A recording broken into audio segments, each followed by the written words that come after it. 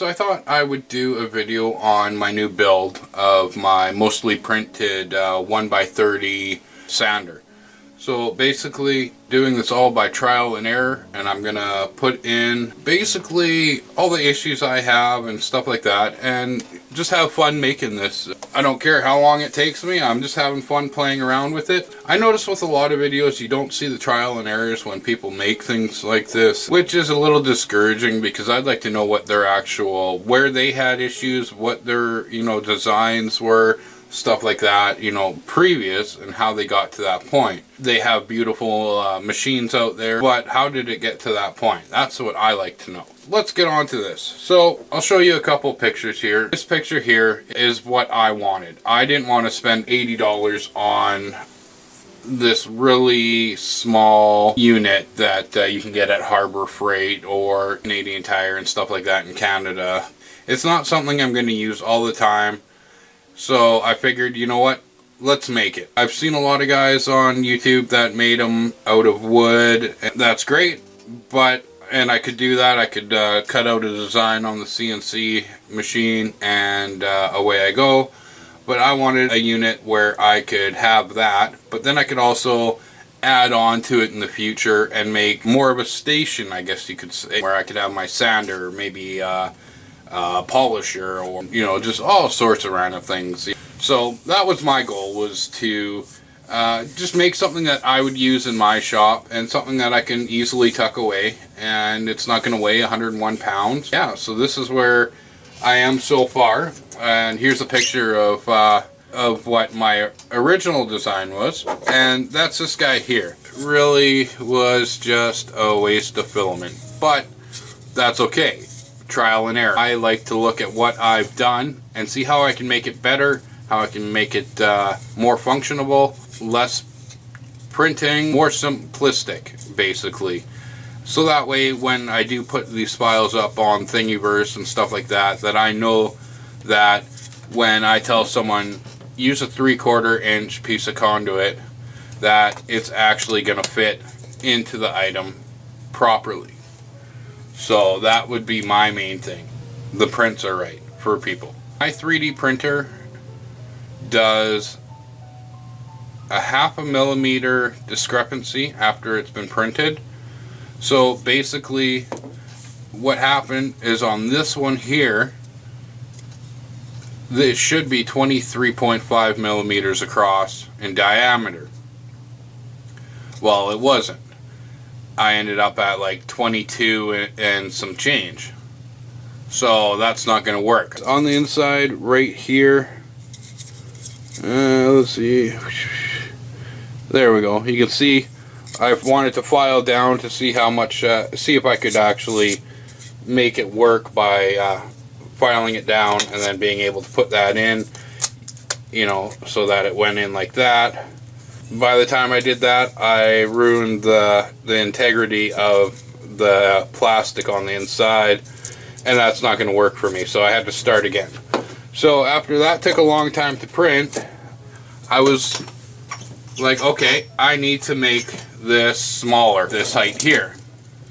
I think I went down 5 mil and then cut it off and then added another 5 mil base plate to it so that way I could screw it down.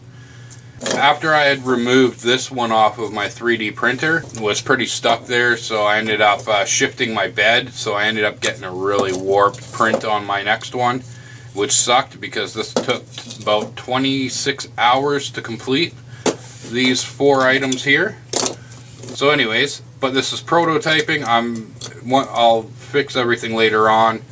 Make another machine up that's all pretty and stuff like that. So the holes on the side here, 1 millimeter, I think, in total difference anyways. So I ended up having to put 1/2 millimeter wider circle here on my design, so that way it would compensate for the shrinkage for my design. I just upped the size. I have both the files of the 23.5 millimeter design and the 24 millimeter. If it's my 3D printer, then I'll adjust that afterwards and play around with that a little bit and get that calibrated properly before I make my final. I did notice some flaws on my design with doing the circles, And it could be the circles, it could be the print, I don't know, but it's not completely fluently round on the inside, so I'm gonna have to clean that up. This one here is just this one here without the top on it, and then I moved the holes down so that way it would connect to the front poles. Anyways, so you can get an idea. I'll post that up right now. And as you can see, yeah, so I'm gonna have the smaller bar coming across the bottom here, and then an upper rail at the back here. It's not gonna be that long. So yeah, it'll just be a small machine. It'll be using a 1x30 belt when done. I'll print up the rollers and the gantry as soon as I get those designed up.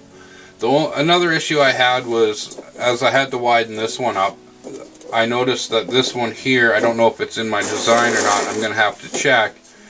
I'm not sure if I changed the hole size for this or not, because it seems a lot tighter than these other side holes here, and that, like, that just fits nice and snug in there. That's not going anywhere, you know.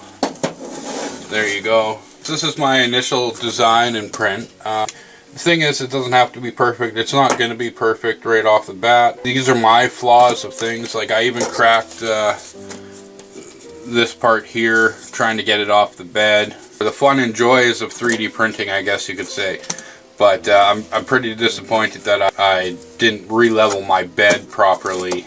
But anyways, this is the start of my project. I'm gonna probably try to clean these parts up, just the bases of them a little bit. I'm gonna have to widen this hole here so that way I can get the conduit into there.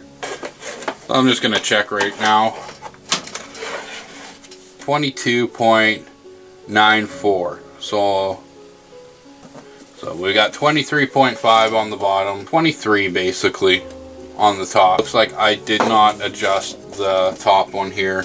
Old design, it's running at 22.5, but I think with the top it was a little bit different. Yeah, so sucks, but that's the way she goes. It was a 26-hour print, but not the end of the world.